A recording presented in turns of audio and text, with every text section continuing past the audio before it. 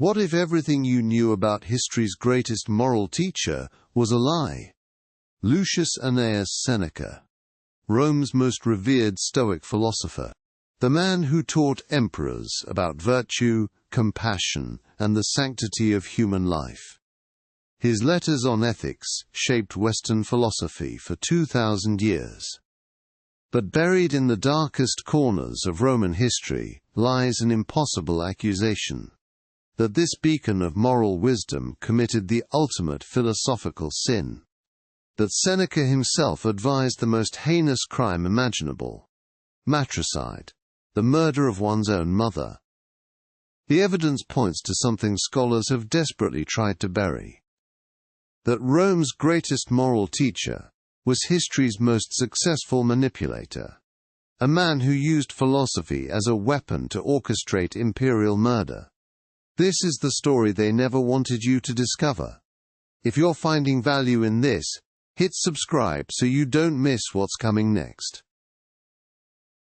Picture the most brilliant philosopher of his age, standing at the gates of ultimate power.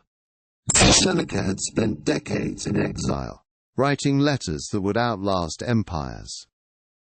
Then came the call that would damn his soul forever. Agrippina herself had chosen him to tutor her 12-year-old son, the boy who would become Nero. Seneca saw an opportunity that had eluded philosophers for centuries: to create Plato's philosopher king in flesh and blood. But imperial power is a spider's web of seduction. Every lesson Seneca taught brought him deeper into the web. Wealth beyond imagination flowed to him like honey. Influence that could reshape the known world was his to wield. But every gift came with invisible chains. The boy he was molding into a philosopher was becoming something else entirely.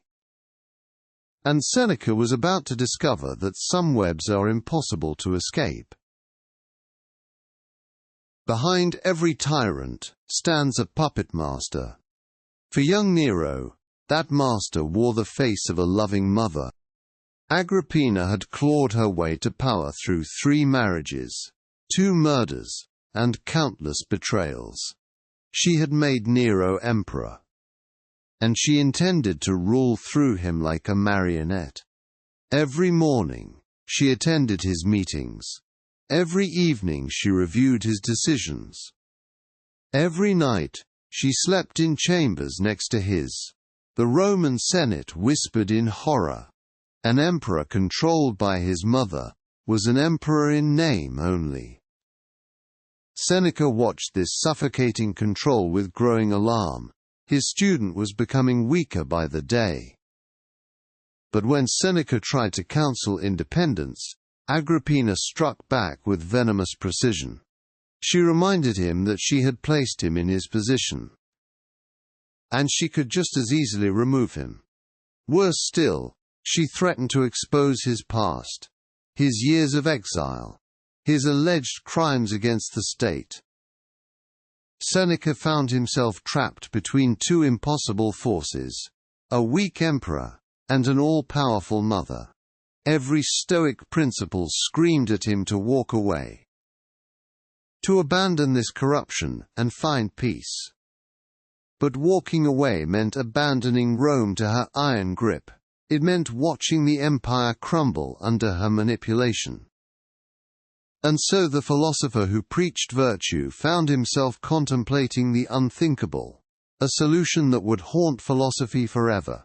The evidence emerges like smoke from a funeral pyre. Tacitus, our most reliable witness, records the chilling truth. Seneca didn't just know about Nero's plan to murder Agrippina. He helped orchestrate it. When Nero's first attempt failed, when the collapsing boat couldn't finish the job, who did he turn to? His trusted advisor. His moral compass. His philosophy teacher. Seneca provided the justification Nero needed, the philosophical framework for matricide. But how does a Stoic philosopher rationalize the murder of a mother? The answer lies in Stoicism's darkest doctrine, the concept of choosing the lesser evil. Seneca convinced himself that Agrippina's death would save the empire from civil war, that one death would prevent thousands, that sometimes philosophers must dirty their hands. Marcus Aurelius would later write that we become what we repeatedly do.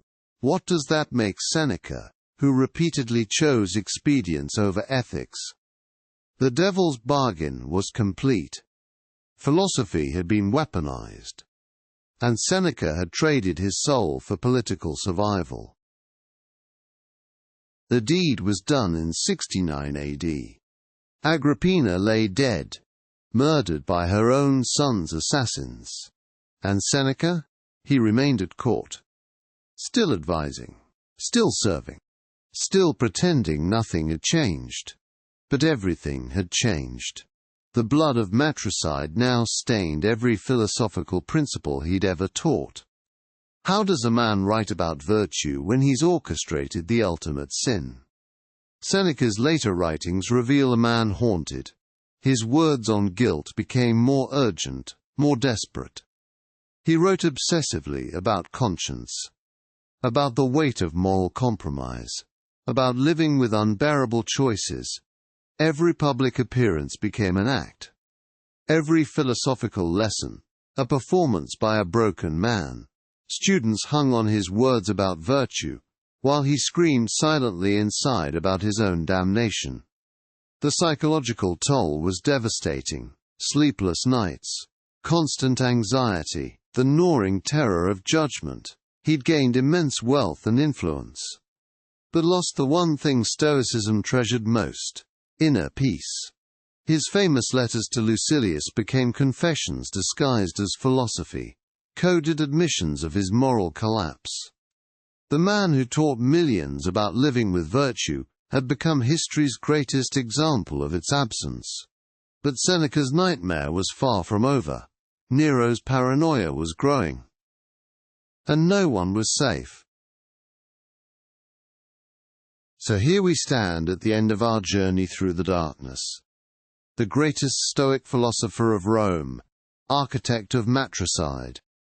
What does this tell us about the corruption of even the greatest minds? That power doesn't corrupt gradually. It devours completely. Seneca believed he could guide a monster. Instead, he became one. This is the eternal struggle, idealism versus survival. How many compromises before you lose yourself entirely? How many small betrayals before the great ones feel natural? Seneca's story matters, because it's happening right now.